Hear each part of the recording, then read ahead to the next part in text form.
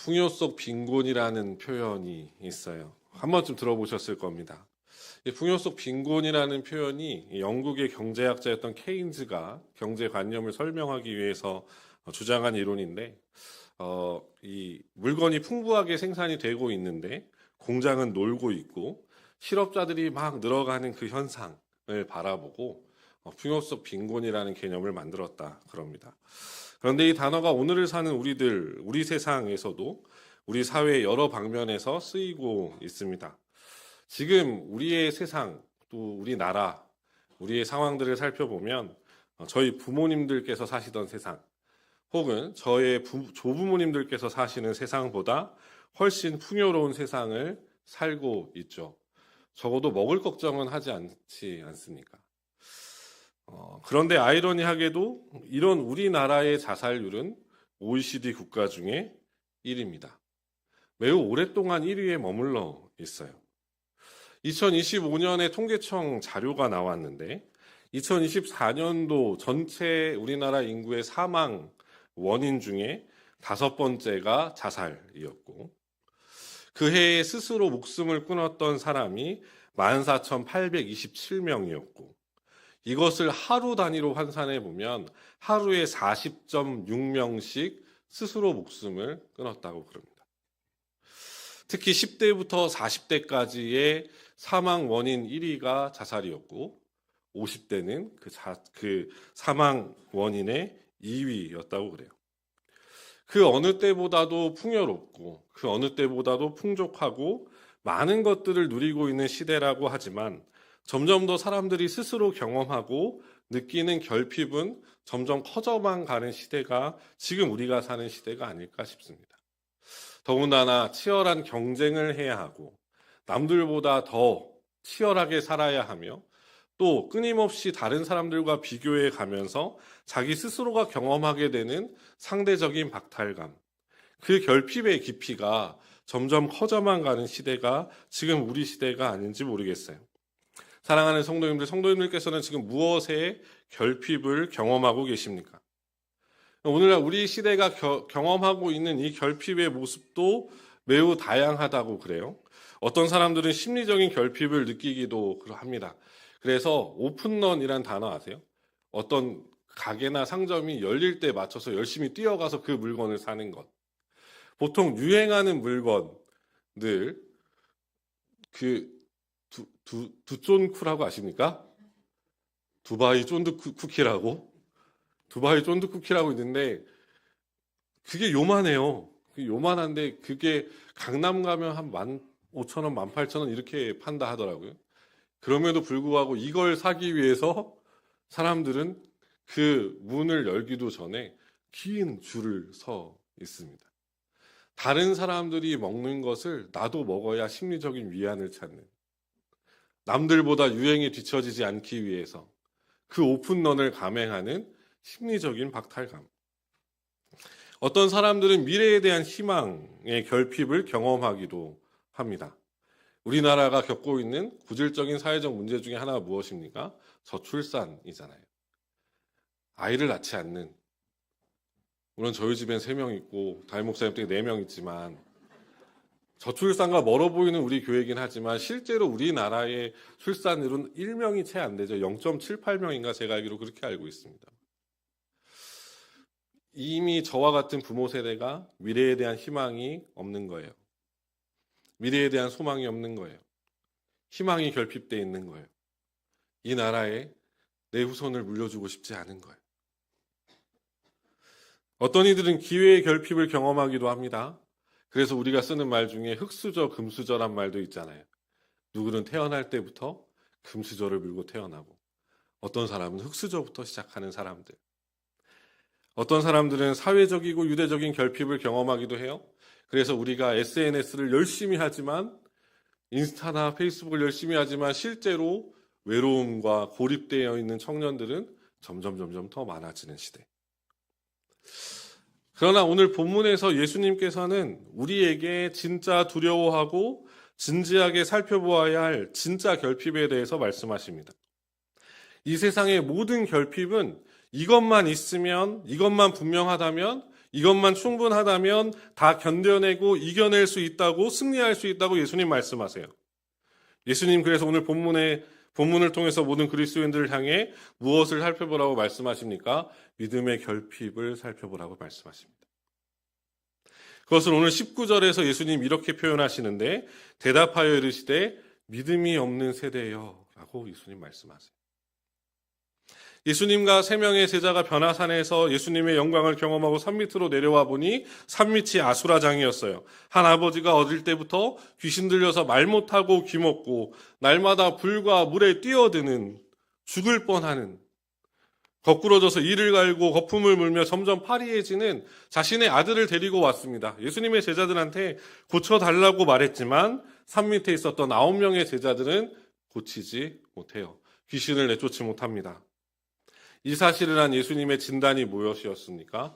믿음이 없는 세대요, 이거였어요. 이 지점이 우리가 오늘 본문을 통해서 기억해야 할 첫 번째입니다.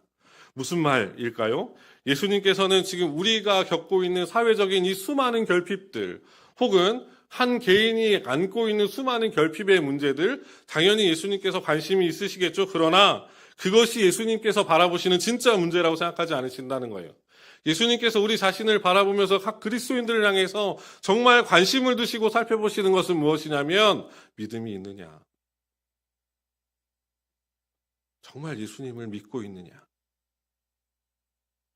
삶의 모든 문제와 선택과 어려움의 순간 속에서 너는 정말 믿음으로 반응하고 있느냐, 예수를 믿고 있고 믿음으로 이 모든 일들을 반응하고 견뎌내고 이겨내고 있느냐. 오늘 본문에 등장하는 이 예수님의 제자들이 이전에 귀신을 쫓아내본 적이 있어요. 마가복음 6장 6절부터 13절에 가보시면 이미 예수님께서 이 제자들을 2명씩 짝지어서 각 촌마다 보내셨습니다. 가서 전도 여행을 하면서 예수님 이들을 보내실 때 더러운 귀신을 제어하고 귀신을 쫓아내고 병을 고치는 능력까지 함께 주셔서 보내셨어요. 이들의 결과가 어떠한지 아십니까? 마가복음 6장 12절 13절에 보면 제자들이 나가서 회개하라 전파하고 많은 귀신을 쫓아내며 많은 병자에게 기름을 발라 고치더라. 이 예수님의 제자들은 이미 귀신을 쫓아내본 적이 많습니다. 예수님의 이름과 권능으로 병자들을 고치고 귀신들을 쫓아냈어요. 그런데 지금 이들이 귀신은 왜 쫓아내지 못하는가? 왜 그럴까? 우리가 함께 읽진 않았지만 예수님께서 귀신을 내쫓으신 뒤에 제자들과 함께 집에 들어가셨을 때 제자들이 조용히 예수님께 묻습니다. 마가복음 9장 28절에 보면 집에 들어가시며 제자들이 조용히 묻자오되 우리는 어찌하여 능히 그 귀신을 쫓아내지 못하였나이까? 그때 예수님의 대답이 무엇이었습니까? 마가복음 9장 29절에 보니까 이르시되 기도 외에 다른 것으로는 이런 종류가 나갈 수 없느니라. 지금 예수님께서 제자들을 향해서 말씀하셨던 표현을 잘 생각해 보세요. 예수님 처음에 이 산에서 내려오셨을 때 이 제자들의 사실을 들으시고 이 제자들을 어떻게 진단하셨습니까? 믿음이 없는 세대요 라고 진단하셨어요. 그런데 지금 그 제자들을 향해서 제자들이 물어올 때 예수님은 그 믿음이 없는 세대와 무엇을 연결시키십니까? 기도가 없는 세대를 연결시키십니다. 믿음이 없는 세대, 믿음의 결핍을 겪고 있는 사람, 믿음이 없는 사람에게서 나타나는 가장 큰 특징이 무엇인지 아십니까? 기도가 없는 거예요. 그러니까 이건 제 진단이 아니에요. 예수님이 진단하시는 거예요. 그러니 사랑하는 성도님들, 이 시간 이 예수님의 진단 앞에 우리 자신을 겸손하게 잘 세워보십시오. 나의 삶에 기도의 자리가 있는가? 나는 주님과 독대하는 시간이 있는가? 교회 공동체의 기도의 자리를 나는 지키고 있는가? 그 자리에서 기도하고 있는가? 어쩌면 기도는 사라진 채 껍데기만 남은 믿음으로 힘들어하고 있는 것은 아닌가?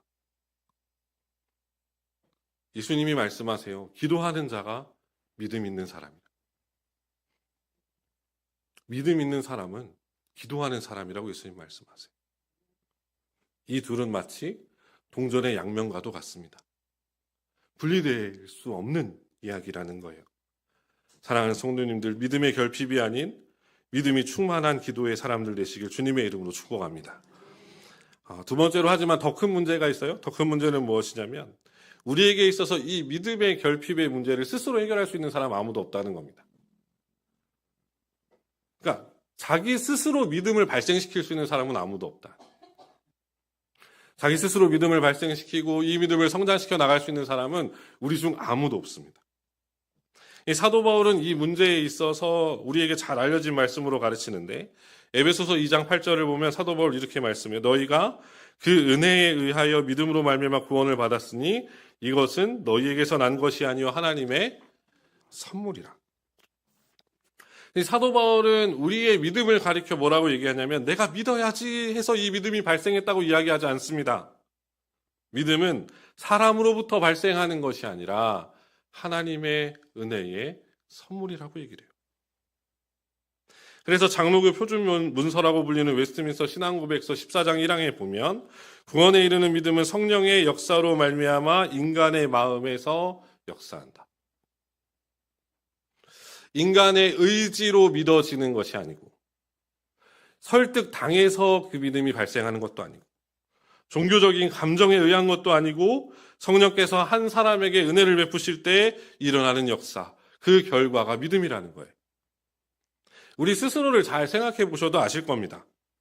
우리가 예수님의 십자가의 그 사역, 예수님의 대속의 죽음, 그 부활, 그 놀라운 사건을 내가 믿어야지, 내가 믿을 거야 해서 믿은 사람 우리 중 아무도 없을 겁니다. 그런 분 계시면 손을 한번. 내가 믿어야지.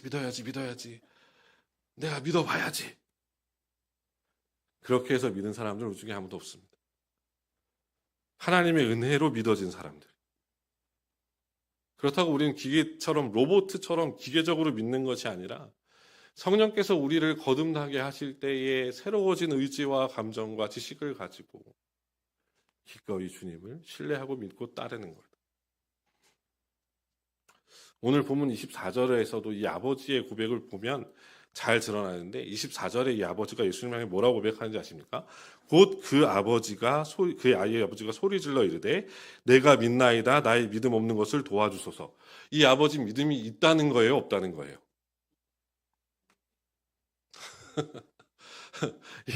이 아버지가 지금 고백하고 예수님 향해서 고백하고 있는 걸 잘 보세요. 내가 믿나이다 나의 믿음 없는 것을 도와주소서. 그럼 나는 믿음이 있다는 거예요, 없다는 거예요?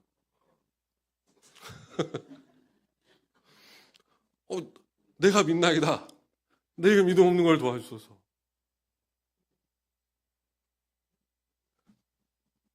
이 아버지, 자기 스스로의 불완전한 믿음을 고백하고 있는 거예요. 우리 스스로 믿을 수 있는 사람 아무도 없어요. 내 힘으로 예수를 믿을 수 있는 사람 아무도 없습니다. 그래서 마지막으로 이 믿음의 결핍의 시대를 살아가는 우리에게 있어 반드시 반드시 구해야 할 것이 무엇입니까? 은혜예요, 은혜. 은혜를 구하셔야 돼요. 어떤 은혜입니까? 믿음 없는 저를 도와주세요. 믿음이 연약한 나를 좀 도와주세요. 주님, 제 믿음을 더 굳세게 해주세요. 오늘 본문에 등장하는 이 아버지의 모습 속에 오늘 우리가 겪고 있는 모든 문제의 답이 있어요. 이 아버지는 어떤 태도를 보입니까? 예수님의 말씀 앞에서 겸손히 자기 자신을 인정해요. 오늘 본문 23절과 24절을 보면 예수께서 이르시되 할 수 있거든이 무슨 말이냐? 믿는 자에게는 능히 하지 못할 일이 없느니라 하시니 곧 그 아버지가 소리를 질러 이르되 내가 믿나이다 나의 믿음 없는 것을 도와주소서 하더라. 예수님께서 먼저 말씀하시잖아요. 할 수 있거든이 뭔 말이냐? 믿는 자에게 능히 하지 못할 일이 없다. 그 예수님의 말씀 앞에 이 아이의 아버지는 자기의 상태를 들여다봅니다. 그 예수님의 말씀 앞에 내가 믿음이 없는 사람이구나. 난 믿음이 연약한 사람이구나. 나의 믿음은 불완전한 믿음이구나. 이 아이는 그 예수님의 말씀 앞에, 이 아이의 아버지는 예수님의 말씀 앞에 겸손히 자신의 신앙의 상태를 봐요. 자신의 마음의 상태를 봅니다. 그리고 그것을 주님 앞에 겸손히 인정해요.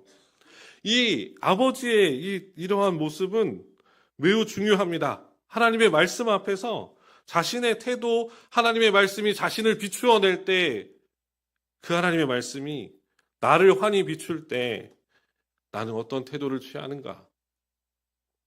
나는 어떤 모습으로 그 말씀 앞에 서는가? 왜요? 사도 바울이 로마서에서 이렇게 말씀하잖아요. 로마서 10장 17절에 보면 우리가 다 아는 말씀인데 같이 한번 읽어보겠습니다. 그러므로 믿음은 들음에서 나며 들음은 그리스도의 말씀으로 말미암았느니라. 하나님의 말씀이 우리 앞에 비춰질 때, 우리를 비칠 때 그 하나님의 말씀 앞에서 우리의 겉껍데기들은 다 부서져야 돼요. 하나님의 말씀의 빛 아래에서 우리의 마음의 깊은 곳까지 비춰져야 합니다. 추악할 수 있어요. 부끄러울 수 있어요. 스스로 생각할 때, 와, 왜 이렇게 믿음이 없을까 싶어 보일 수도 있습니다. 그렇다 할지라도 하나님의 말씀을 통해서 철저히 진짜 내가 보여줘야 돼요. 진짜 나 자신을 봐야 됩니다. 하나님의 말씀 앞에 서서 그 하나님의 말씀이 너란 사람을 도대체 어떤 사람이라고 말씀하고 있는지를 경험하셔야 돼요. 그래야 소망이 나에게 없다는 걸 깨닫습니다. 그래야 소망이 나에게 없고 예수님께 있다는 걸 깨달아요. 그래야 나의 소망이 주님밖에는 없다는 것을 고백하게 됩니다. 주님의 말씀 앞에서 자신의 상태를 철저히 깨달은 이 아버지는 바로 무엇을 합니까? 간구해요. 간구. 주님의 도움을 구합니다. 예수님밖에는 도울 사람이 없습니다. 주님밖에는 이 믿음 없는 사람을 도와주실 분은 없습니다. 그 은혜를 간절히 구하죠. 믿음이 없다고 포기하지 않아요. 연약한 믿음이라고 포기하지 않습니다. 불완전한 믿음이라고 해서 이 아버지는 포기하지 않아요. 도리어 더욱 예수님 붙잡습니다. 주님, 저 좀 도와주세요. 24절에 보면 이 아버지의 모습을 소리질러 이르되라고 표현해요. 영어 성경에 보면 이 단어를 cried out이라고 번역되어 있습니다. 절규하다, 절규. 어떤 영어 사본에는 울음과 함께 절규했다라고 되어 있어요. 믿음 없는 자신을 도와달라고 얘기를 해요. 믿음을 더해달라고 구합니다. 믿음 없는 나에게 믿음을 더해달라고 예수님 앞에 간절히 구해요. 왜 그렇습니까? 예수님께서 바로 앞에서 약속하셨잖아요. 23절에 보면 예수께서 이르시되 할 수 있거든이 무슨 말이냐, 믿는 자에게는 능히 하지 못할 일이 없느니라. 예수님 약속하셨잖아요. 그래서 제가 확실하게 말씀드리는 거예요. 우리가 지금 처한 모든 문제의 답은 어디에 있습니까? 믿음에 있습니다. 믿음에 있습니다. 제가 청소년 시절에 만났던 신앙의 은사님은 지금 볼리비아 선교사로 가 계십니다. 제가 중학교 1학년 때 만나서 고등학교 2학년 때까지 가르침을 받았고 빡세게 받았습니다. 그래서 이제 지금은 이제 주일날 이렇게 돼 있지만 그때는 뭐 이렇게 저녁 예배도 있고 막 그런 시절이잖아요. 중고등부 예배 끝나고 이제 점심 먹고 이제 저녁 예배 성가대 준비하는 그 틈이 있어요. 그러면은 4시 반에 저희 지하교육관에 중고등부 초년부가 다 함께 모입니다. 그래서 4시 반부터 6시 반까지 기도회 하는 거예요. 매주일마다. 얼마나 힘든지. 그리고 이제 그 시절엔 또 이렇게 기도를 되게 이렇게 뭐라 그럴까 열정적으로들 하셨잖아요. 그래서 늘 저는 항상 붙잡혀 왔어요. 여기 요 십자가, 진짜 강대상 십자가 바로 앞에 방석 하나 딱 놓고 주영일이 일로 와. 그러면 잠깐 가서 여기 앉는 거예요. 제 자리가 여기인 거예요. 여기 앉고 여기서 뭘 시키시냐면 주여. 다른 거 기도 안 시켜요. 진짜. 주여. 주님이 응답하실 때까지 찾아. 주여. 안 하면 다가와서 등을 팍 치시면서 주여. 신앙생활 열심히 빡세게 훈련받았던 그 시절.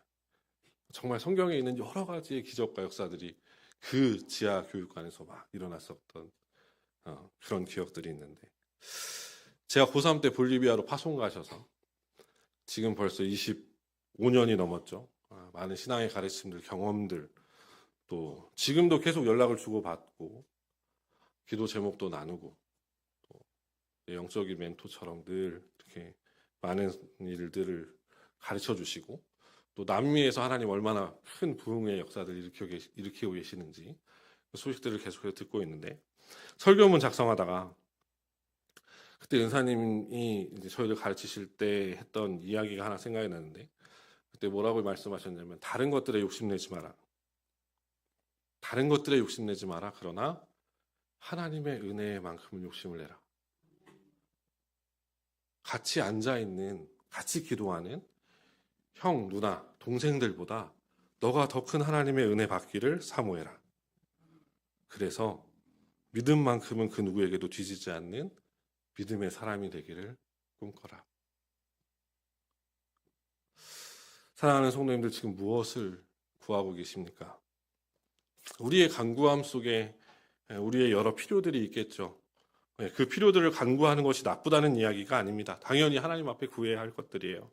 부족함, 결핍에 대한 여러 가지 기도의 제목들이 있을 겁니다. 하지만 그 안에 나의 믿음 없음을 불쌍히 여겨달라는 기도가 있는지, 나의 믿음을 더해달라는 기도가 있는지, 그 은혜를 베풀어 달라는 그 기도의 제목이 있는지, 이 시간 겸손히 우리 자신을 돌아보셨으면 합니다. 그 무엇보다도 구해야 할 것은 은혜요, 믿음입니다. 다른 것들에 욕심내지 마세요. 그러나 믿음만큼은 욕심내십시오. 하나님의 은혜만큼은 사모하십시오. 그 누구보다도 더 큰 은혜를 사모하시고 더 큰 믿음의 사람이 되기를 사모하십시오. 우리가 찬송하는 대로 주 예수를 믿음이 온 세상을 이깁니다.